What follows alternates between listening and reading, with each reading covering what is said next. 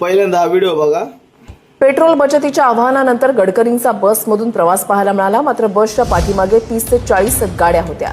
केंद्रीय मंत्री नितीन गडकरी यांच्या ताफ्यामध्ये 30 ते 40 गाड्या होत्या। खर्च कमी करण्यासाठी केंद्रीय मंत्री नितीन गडकरींचा बसमधून प्रवास, मात्र कार्यकर्ते आणि अधिकाऱ्यांच्या गाड्यांचा मोठा ताफा या बसच्या मागे पाहायला मिळाला।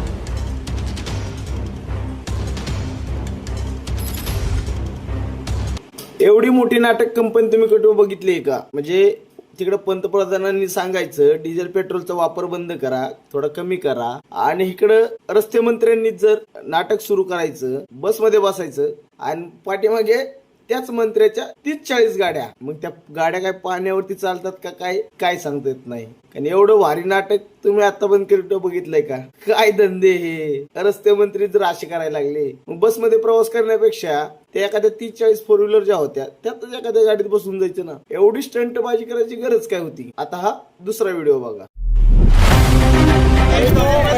आज बाइक पर प्रवास कर रहा हूँ। प्रधानमंत्री जी का जो संदेश है वो नीचे तक पहुँचे, इसलिए एक प्रयास के रूप में इसको किया है।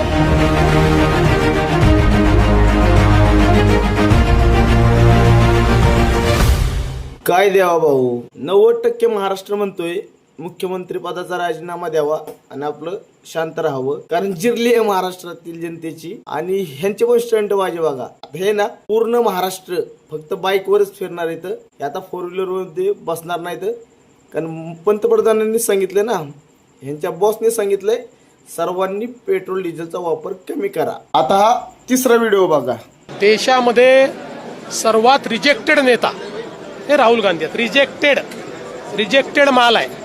आता त्याला तुम्ही महत्त्व देता, आम्ही देत नाही। मोदीजींनी जे सांगितलं त्याचा जर अर्थ राहुल गांधींना कळला नाही तर आता त्यांना दोष देता येत नाही।